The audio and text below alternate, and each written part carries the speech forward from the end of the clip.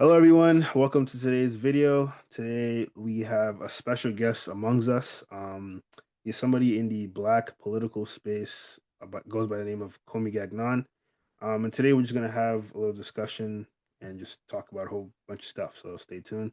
If you want to start by introducing yourself, if you will. Hello, everyone. My name is Komi Gannon. If you're looking for me, you can find me online on Instagram or even TikTok now under my real name, Komi Gannon. Um, I am someone focused on Black financial success and general financial success. I am someone who concerns himself with unity and making use of global shifts to be beneficial. Okay, that's very good. So on the topic of I guess that's where we'll start. On the topic of black financial success, what do you think has been sort of a reason why we see such low wealth amongst the black community, whether that may be in Africa or amongst the African diasporas worldwide? I think largely the reason is we historically things have been very brute based, force based, and in order to hold wealth, you have to be able to defend that wealth. And in that old world, and something that is sort of still modern, there are structures where within the United States, for instance, which is largely um, Anglo-Saxon and Jewish dominated, especially in the economic spheres. Um, uh, there is obviously a placement of priority on populations like them, and globally, you look at countries like China, which have succeeded greatly, economically speaking. They are a big pillar. You look at previously the Soviet Union, and of course, many before them. But in the last 100 years, Africa has just only in the 60s, a large percentage of the countries there been detached from European nations in a sort of parasitic way. And so, as it is now, I think many nations lack the defense to really posture themselves in a way where they can make use of the resources without interruption. So, you know, I think in order to uh, really hold wealth, again, you sort of have to be able to ensure that wealth cannot be taken from you. This same can be said for the Black American population. A lack of control of any sort of defenses means if you do end up building a Black Wall Street, that Black Wall Street can be sort of just burned down and taken by someone else. And so, if in the modern world, I think there are different ways to gain wealth, and I think these global shifts will allow for the Black population to sort of make use of their own capital in many different forms to succeed. Yeah, I agree. I agree. You know, there's there's something you kept reiterating when you were talking about how the black population has ended up to where it is today, where we don't have a lot of money, and that's defense. You know what I mean? So what does the defense of these financial assets really look like to you? You know? Um, Ultimately, it's about deterrence.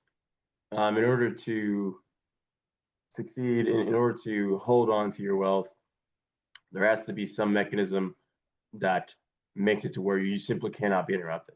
Um, this can be in a number of different ways. It ranges from nations actually having their own weapons of mass destruction, meaning nuclear weapons.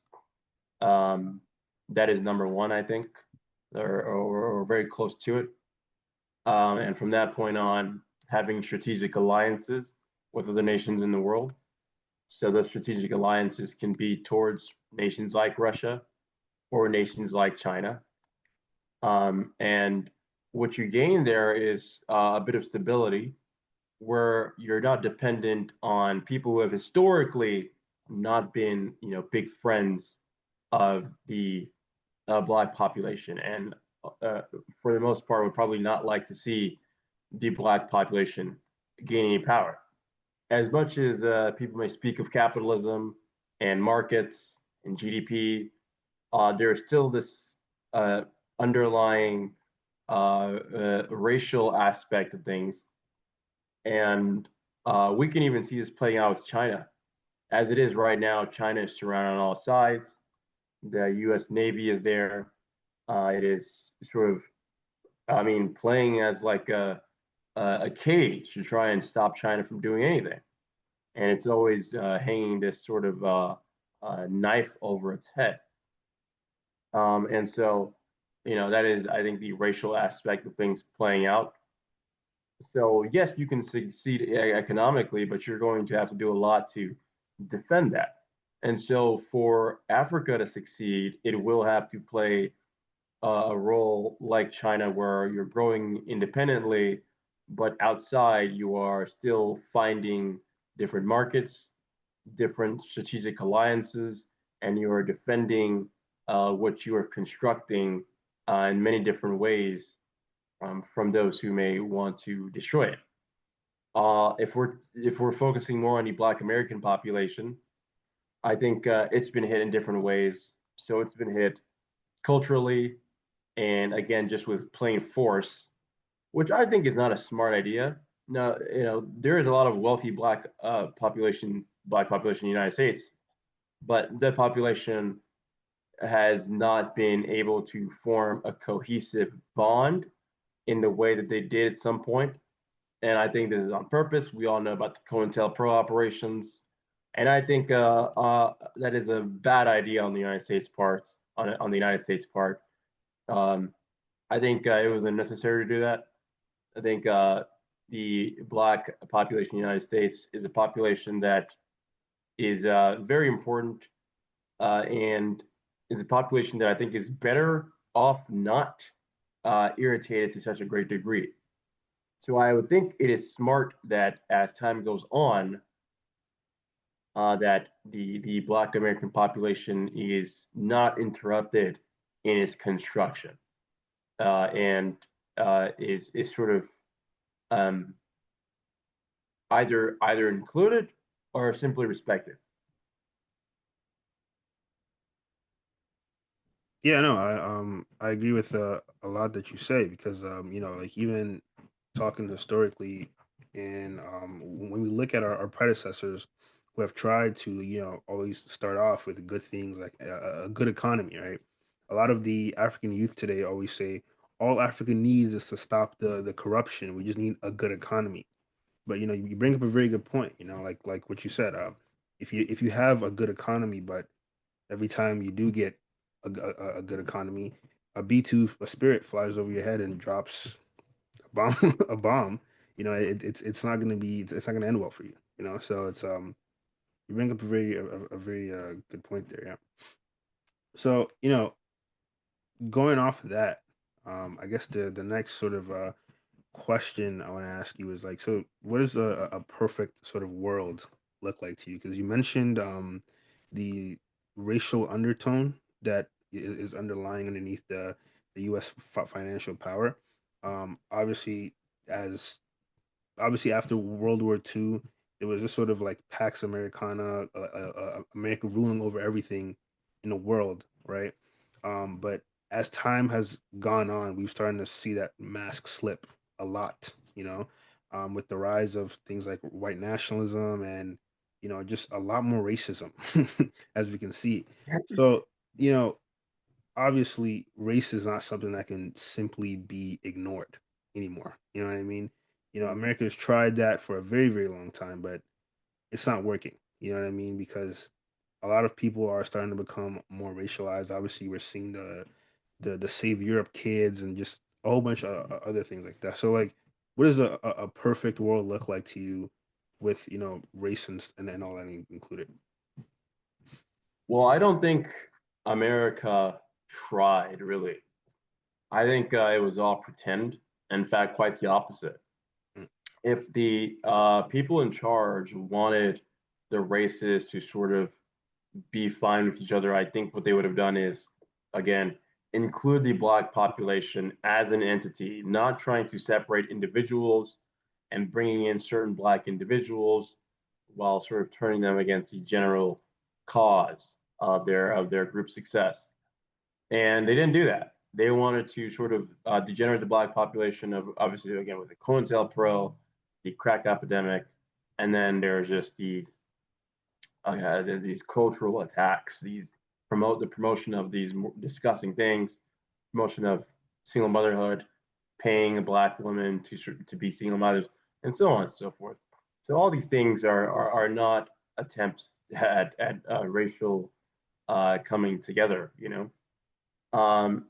And so, you know, if the U.S. is to go down this route of sort of increased white nationalism, to put it simply, if you treat people like Iran, they're going to become Iran. If you treat people like Russia, they're going to become Russia. You treat people like China and North Korea, they're going to become China and North Korea. So the U.S. government didn't want to do Japan with the black population, where you're sort of playing this game of, well, we're going to make them very rich in hopes that they're on our side. They didn't do that. They didn't care to do that. So you know, if this is just the plan, just sort of let white nationalism loose. Well, I suppose, well, you have no choice but to be strong, right?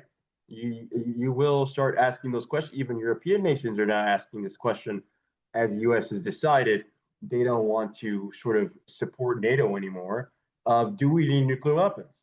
Do we need to build our own nuclear weapons for defense if we cannot rely on the United States? And that's European nations that are saying this. Then you have Japan even saying things like this. Japan, which has effectively been a puppet state for the United States since World War II. So if you can reach this level, and you know, even countries like Israel are now saying things like, uh, "We need to be, independent of U.S. funding in the next, Yes. couple years or the next decades." Well, then clearly the U.S. is doing something crazy here. I would say at least. So, if that is the case, if we are going down this route, then simply we're going to have to be sovereign and capable. We're gonna if there are irrational actors in the world being unreasonably violent, being unreasonably brash, unruly, and just sort of barbaric. Well, then again, you simply have no choice but to focus on independent strength, which means the black population is going to need that, at least a smarter of us. Many people still have this idea in mind, by the way, if you're thinking of fixing things, of right, some sort of mass revolution and awakening every black person. And I think that is if we want to go red, we can. But ideally, what's going to have to happen is again, we're going to have to do the very basic practical work of building defenses and making sure we have transnational securities from in the black world generally. Again, with nations that are supporting countries in the African continent, like the AES and Russia, and of course China, basically throughout Africa, with their support systems, where they're building infrastructure and funding governments and so on to do great things. So that's how I see that world. Ideally, again, if that does happen, we are simply a sovereign people, generally speaking, and we are totally unreliant on anything or anyone else. Yeah, I agree with that. I agree with pretty much everything you said. There is something interesting you said in there, and you said you wanted to sort of go into it. So I guess what we'll do it now. When you look at the black population today, there's sort of a huge divide, and there's a lot of delusion in there. Um, like you said, everybody thinks we're all gonna have this gung ho like mass revolution where everybody gets up and we just fight against the evil people and we win and we all live in peace. However, obviously historically, that has never happened, right? there were only five elders that were really spearheading the operation to get Ghana its independence, right? Mm. And even just throughout all of history, right? You really don't really have every single person going gung ho, right? You have those who are incredibly like driven and smart, and they pretty much lay the foundation. And then when everybody else wants to hop on ship, they just hop on the ship. So, why do you think this idea of, you know, huge gung ho, everybody gets together revolution for specifically Africans, right? I think this is a huge problem specifically amongst Africans, right? Because you know, when you talk about things like Pan-Africanism, the first thing anybody says, "Oh, it can't happen because you know everybody wants to get together and do this whole continental revolution," right? So why do you think that idea has been so potent in the youth, especially within our generation? Well, largely it's just a lack of intelligence and then lack of historical understanding. So historically and also popular culture, Hmm. um, in movies, uh, they display all these different revolutions as large numbers of people just sort of getting together. So that's where that idea largely comes from. And then when you look at history, uh, people teach it wrong. People have a misunderstanding of history where they think that, for instance, the American Revolution, they probably think that every last American or colonist in the 13 colonies was getting rifles and preparing to fight the British. When in reality, the majority of people in the 13 colonies were actually pro union with the British Crown. They were pro Crown. They were pro King. They were loyalists. That's what they were called. And the people who actually fought in the American Revolution were about maybe something like 3-5%. 3-5% of the population here actually fought for that independence. And then even that independence was largely funded by the French because the French were opposing the British at the time. They knew that if the British could lose their colonies, it would weaken the British Empire and would allow them to sort of get an edge over their enemy. So that's even what was going on there. So really, even that was funded by someone else. Um, and the French Revolution itself was largely led by upper class people against the other elites. And it largely happened because the elite or the crown at the time, Louis, was incompetent. The communist revolution took lots of energy before things shifted. Lenin himself was an elite. Marx was a well-read person with good understandings of math. Um, and so none of this stuff is as it seems. People think that the average black person is meant to take part. You know, you hear oftentimes the saying, especially back in the more Hotep days, we were kings. Now, a good number of black people actually were, or even upper class, if you will. And I'm no capitalist, but I say upper class in a different meaning. But you know, some were, but it's unlikely that everyone else was, right?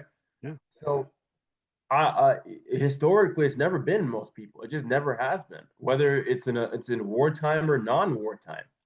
Uh, yeah, historically in Europe, for instance, in Europe, about throughout the Middle Ages, 10% and a little bit after that, 10% of the Europeans were aristocrats, while the 90%, the majority, were literally just peasants.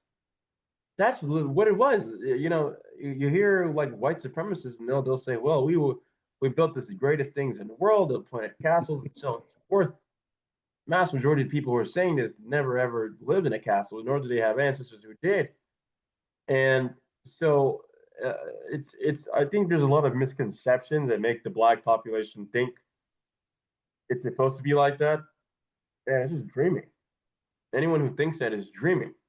If you are not focused on people who are actually capable, people who are actually motivated enough, smart enough, you're wasting your time and energy. Yeah, those people were never capable of doing anything.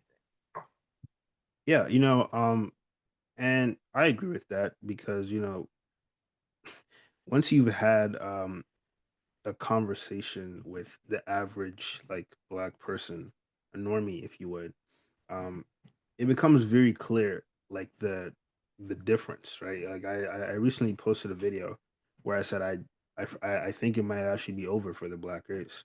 I didn't say that because I'm like a pessimistic person or I think we should all just like perish. I said that because, you know, I'm getting a lot of interactions from people who were, not like me. You know what I mean? And so talking to them made me realize, holy crap, like we're screwed. You know what I mean? Because if like you said, if the case was that everybody was to get together and then do this like gung ho sort of revolution, and then that's the person who's going to be sort of leading said revolution, well then we're screwed, right? So like you said, I think it's very important that we distinguish that we don't need everybody, right? You know what I mean? And it's just not important to even try and focus on gathering everybody because then we'd be left in the dust. You know what I mean? Speaking of being left in the dust, you mentioned intelligence as a very big thing. Now, I myself am in the studies of engineering, math and physics and all the other stuff. You know, when I speak to the average black person, right, especially amongst like let's narrow it down to the African youth of today, right? Most of us when we get there, when our parents come to America, it's like doctor or a lawyer or something like that, right? But a lot of us don't really know the applications of these things, right? We're very delusional. I like to say it. So you know, I believe math and physics and chemistry, those three things are incredibly important if Africa is to ever see a shred of dignity or if we're ever able to, even have an ounce of dignity. We need math, physics, and chemistry, right? So, like, do you share that sort of belief? You know? Yeah, of course. I mean, one of the biggest things to our transformation is going to be uh, being able to get things out of the ground and make things from scratch. The basic chemistry of taking different materials or sediments from the ground and purifying different elements, mixing different elements to produce chemicals, liquids and solids necessary to do different things. This is really what it's all about. And nationalizing resources in a continent means having control of all the resources and then being able to produce basically everything you need from those resources. And that's going to create massive independence. We won't need to rely on anyone outside of the continent for anything, basically. Yeah. If anything, at that point, it will be largely gaining already produced things from other countries and maybe selling a portion of our resources, of course, that are already nationalized to other nations. Um, if they are nationalized, we could. It depends on the system, but and then so yeah, absolutely, physics and science is necessary. We need to get a space station out. We need to have a third space station orbiting the Earth be one. And there are many options to getting that done that are not really explored. Um, I think there's a great number of ways to get this done that are not being explored, and we could do that when sort of unleashed. Mhm. And so, absolutely, no doubt. And again, like it's like there are different things to do, right? There are different things to do to make the future worthwhile. Um, but ultimately, you do have to be intelligent enough to even know how to do it.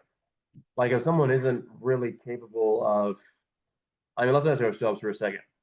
And the United States became powerful largely because the people at Los Alamos. Without the people at Los Alamos, Perhaps hundreds of thousands of soldiers might have died fighting the Japanese. Without the people at Los Alamos, the Soviets could have been the first to get the nukes, or maybe the Germans would be the first to get the nukes, and America wouldn't have been the first to get the nukes.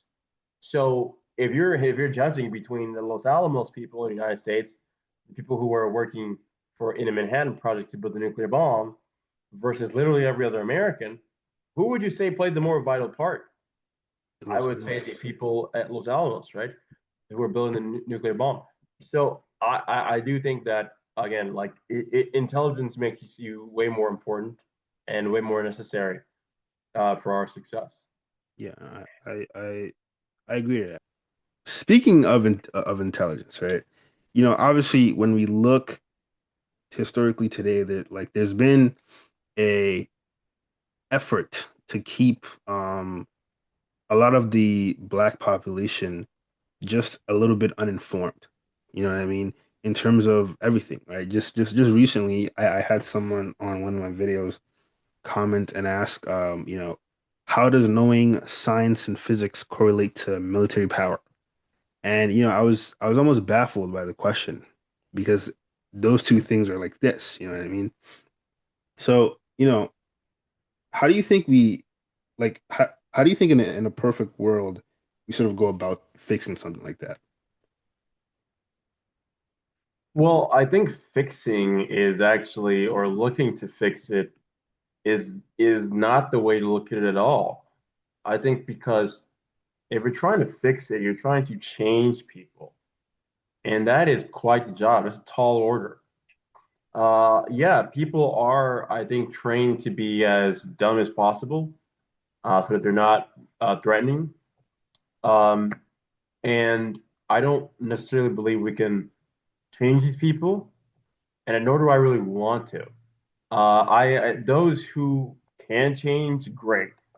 Um, if things are somewhat done, a path is shown, they will do so. But I don't think we really want followers at this time. At this time, I think what we need is leaders. We need entrepreneurs. We need people who are vanguard populations. That's what we need at this moment.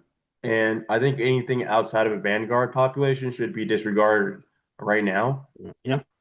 And everything we need to do can be done. In the modern day, technology outdoes numbers. We're looking at Israel with a much smaller population than the entire Middle East. Everyone talks about the gay West and the gay West and the liberal West. Sure, I mean, but this little gay country of gay quote unquote country of Israel is outdoing the massively conservative uh, entire Middle East. It has nuclear weapons, so it means it could destroy the entire Middle East if it wanted to. And it's managed to pull in the support of the most powerful nation in the world and influence the most powerful nation in the world successfully. They're having trouble with they're trying to convince people to have children. They want people to give birth and things. They have a pretty good birth rate. Don't get me wrong, but even then, they want to raise that birth rate and make sure people have more children and are well educated and so on. And these people are doing better than the Islamic world, which is just boarding out a new child every 2 seconds, right? It's hyper masculine. Everyone, or at least a large percentage of the population, are willing to fight and die and so on. Sure, that's great, but without the proper intelligence backing, it's not really gonna get you too far. So I think in the modern day, it's not about numbers, it's about sophistication. And so for the black population to succeed, it's going to do more with sophistication in a small number of people who have capital or great technology than it is about changing the average person to care. I think that is not really a point now or later. Even if you have capital and you need people to do things, you can sort of inspire them with capital. Um, So if they're not inspired truly, inspire them with capital. And even then, they're more so tools to the goal than really people who really care about it. They're just sort of there for their own capital, right? To be paid, to put it Yeah. plainly. So I don't I think that's a stressor that people think is necessary. I think that's something people think is necessary to concern themselves with, when in reality it's not. When in reality it really is not. Not in the modern world. Yeah, no, I agree with that. I think there's been far too much of a stress in gathering everybody and changing everybody rather than, putting like a spotlight on those who are smart, who are capable, and can do what, needs to be done in order to achieve at least some level of sovereignty. I think those people have been shunned because everybody has this idea of, gathering up the masses or something. Yeah. Yeah. So obviously sort of to end here or some closing remarks. We are currently like dealing with a population that doesn't really care too much about, what I'm saying, the state of our world or like the sort of threats the black population worldwide is under, right? So like what's kind of your message to those who do care, right? What's kind of your closing remarks to those who do care and feel the need to congregate to all diasporas around the world and in Africa.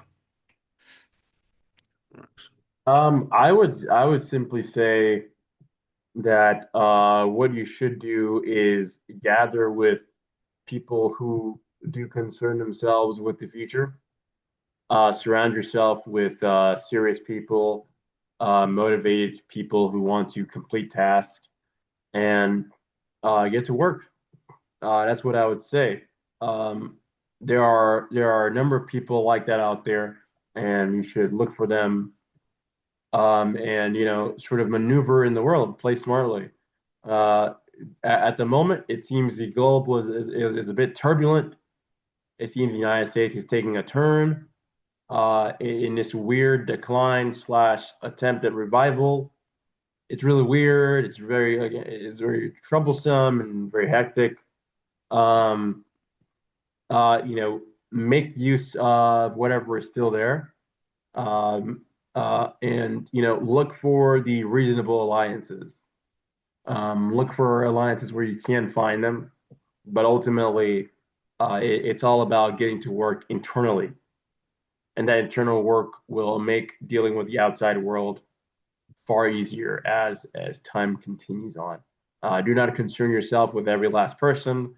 If you do, you're just gonna stress yourself out, and that's you're just gonna actually deplete your own capacity by giving yourself unnecessary amounts of stress.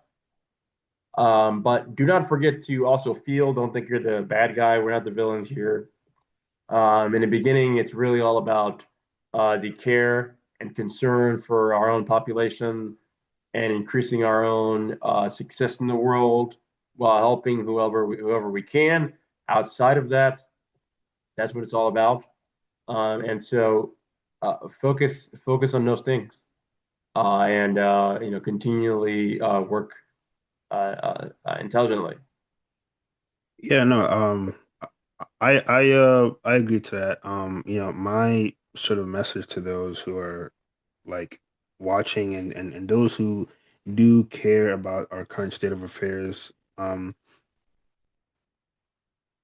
Do you say something? I couldn't hear you. No, I admit it. I was talking to someone else. Okay, yeah. Yeah, so, to those who are watching something like this and do care about our current state, um, I think like Comey said, it's you are just much better off not concerning yourself with like arguing with everybody online or constantly engaging and doing debates with like a pessimist or those who don't understand that we need more unity than we do need separation, right? I think it's very important obviously to first off gain unity with people who think like you as well as learning the languages of the universe, which I believe is the most important part. the chemistry, the physics, the maths, just learning things like that and how it applies to our physical world. And getting together with people who also know the language of the universe, and to others who are like more charismatic than you or something.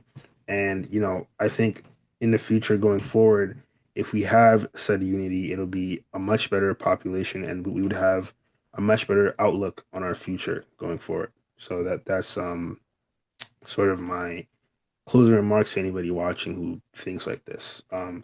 But to you, Comey, thank you so much for joining tonight. And if you have anything else to say, you can. Anything you want to shout out towards the end? No, thanks. This is good. All right. Let's do it again sometime. Yes, yes, yes, we'll do. All right.